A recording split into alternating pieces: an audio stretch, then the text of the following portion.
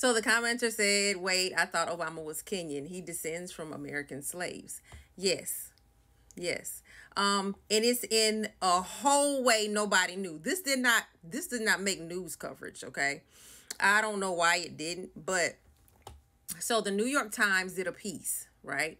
And it was geneticists and everything, and researchers from DNA specialists and all those people, right? So, Obama was president, so they're going to research him extensively, and it took 2 years. Well, yes, everyone knows his father was Kenyan. However, and everyone knows his mother was white American. I'm putting quotes up, white American, right? But watch this. That his mother descended from, had a long line of the old stock Americans, the old stock, okay? The founding Americans, the founding Americans, okay? And everybody thought they were just white. Well, turns out that his mother descended from an African American enslaved man who had 3 children with a white woman way back then. Yep.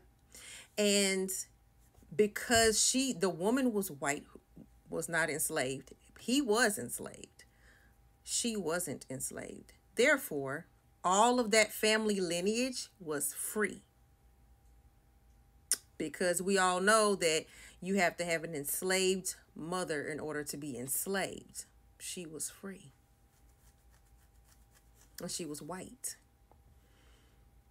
So as time went on, of course, no one really thought anything apparently about the enslaved great granddaddy. Okay. Dear child. His name was, let me show it to you. This is the article. Obama has ties to slavery, not by his father, but his mother, research suggests. A team of genealogists. Mr. Obama's mother had, in addition to her European ancestors, at least one African forebear. And the president is most likely descended from one of the first documented African slaves in the United States. Historians say there was a trade in human labor of both whites and blacks during the period in American history. There were also some free African Americans. Beginning around 1617, indentured servants were bought and sold, as were debtors in the Chesapeake Bay region. Blah, blah, blah, blah, blah, blah, blah. What makes John Punch case interesting is here is a guy who is definitely a slave, said Professor Berlin, who did not participate in the examination of the president's ancestors.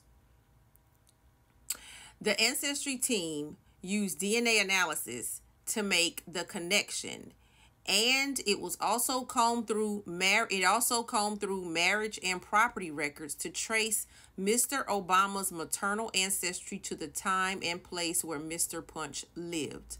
The company said records suggested that Mr. Punch fathered children with a white woman who passed her free status on to these children, giving rise to a family